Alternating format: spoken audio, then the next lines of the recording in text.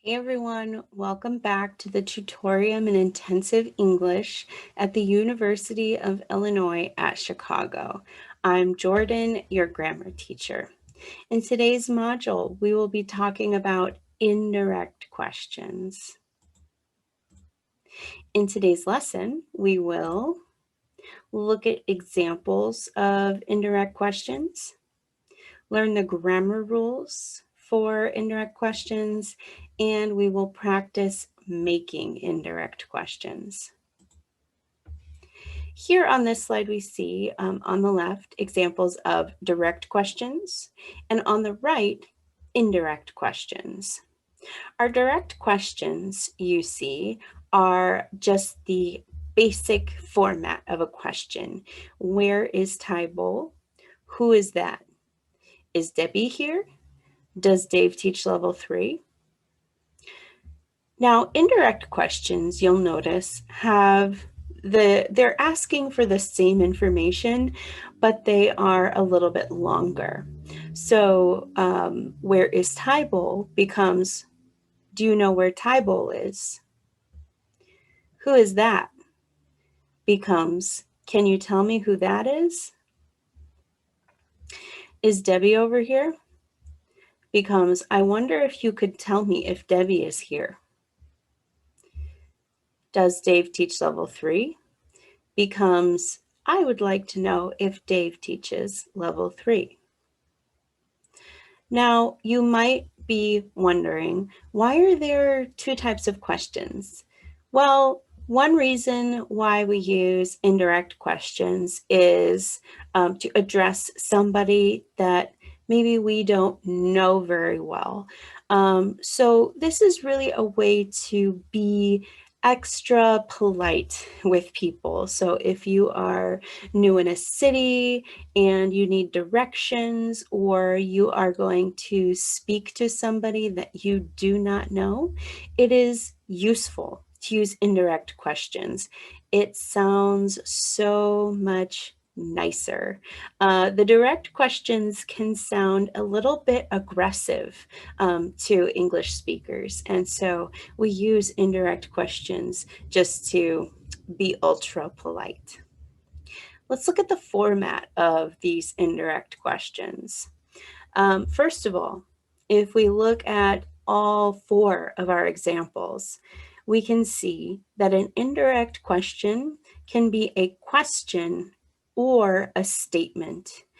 So you can ask a question with just a regular sentence, with a regular statement, instead of asking a question.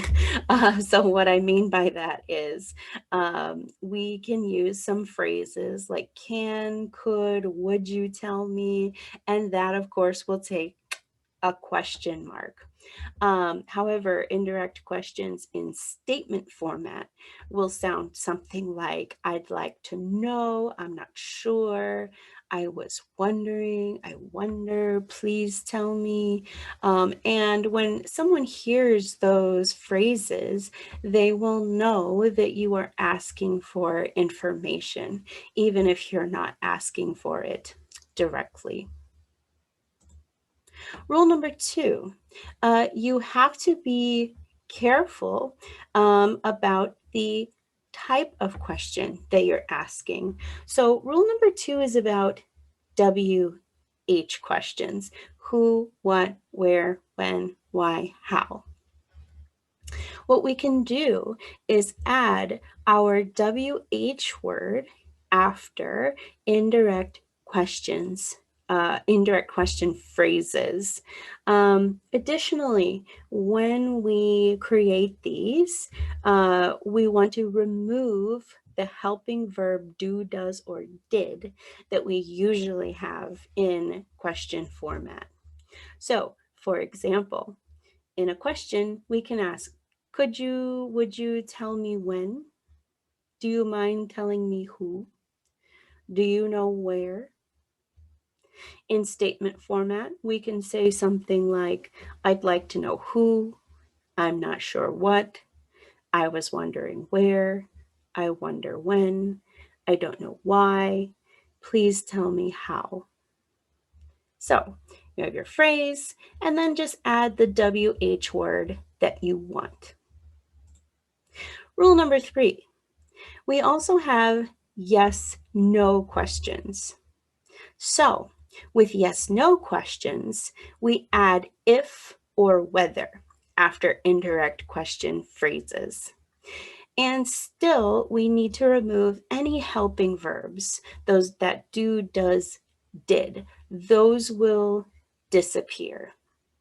Now, one thing I can say, I noticed for myself, I usually use if more frequently, especially if I'm speaking. It sounds more conversational, it sounds less formal to me, but other people might be different. So some of these indirect questions with yes, no questions can sound like, can, could, would you tell me if or whether? Do you mind telling me if? Do you know if? I'd like to know if. Oh, that's statement format. Statement format. I'm not sure if, I was wondering if, I wonder if, I don't know if, please tell me if or whether. You can use either one. Have fun. Lastly, our last rule is that you need to use subject, verb, word order after the indirect question phrase. So let's look at this. For example, do you know where TESOL subject verb is? So we do not say, do you know where is TESOL?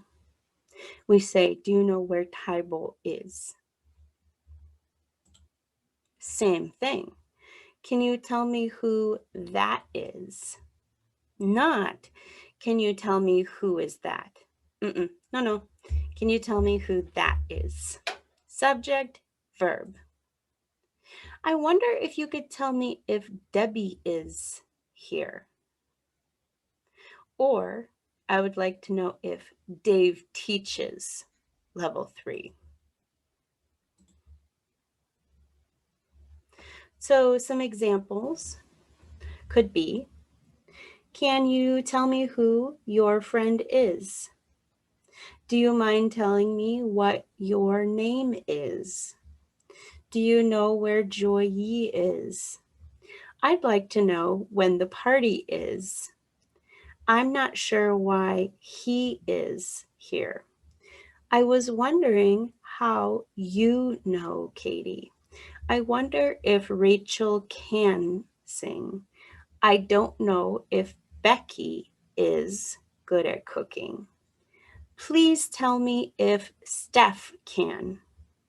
Now again, all of these, we see the subject after the indirect question phrase, and then the verb. Let's practice a little bit with this. So for our practice, I have some trivia questions. Let's make these trivia questions into indirect questions. So we see here, we have a WH question. Which country produces the most coffee in the world? So we need to add a little phrase before that. In this case, I chose, do you know which country produces the most coffee in the world? Our answer is Brazil, at least as far as 2021. There's my source. Next one, we have another WH question.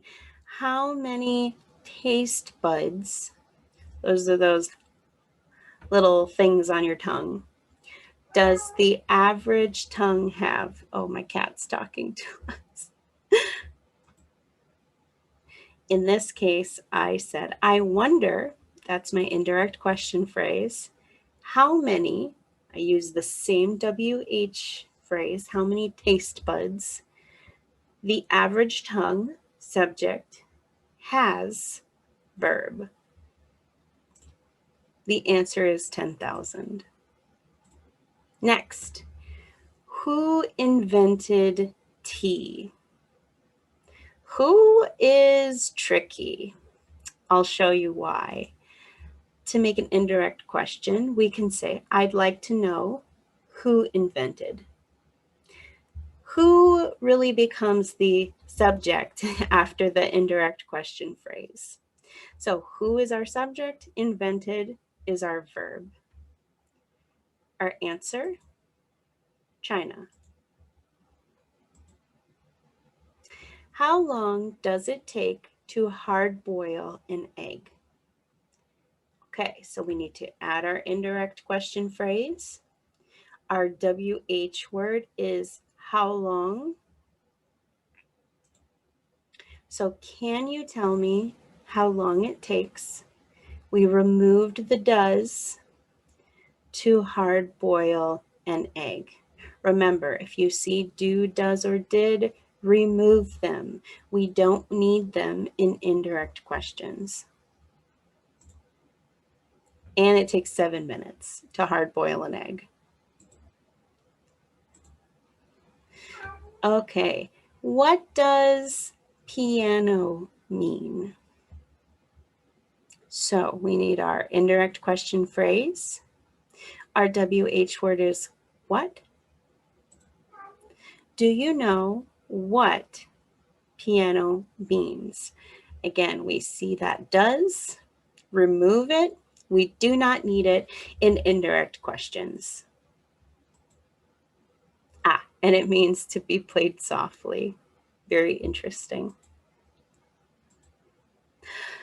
Whew. All right. That is all for indirect questions today. I hope that you learned something new. I hope that this was helpful. And I hope that this helps you to be extra polite when you are in new cities or meeting new people. I'll see you in the next video. Keep practicing and go have a little fun.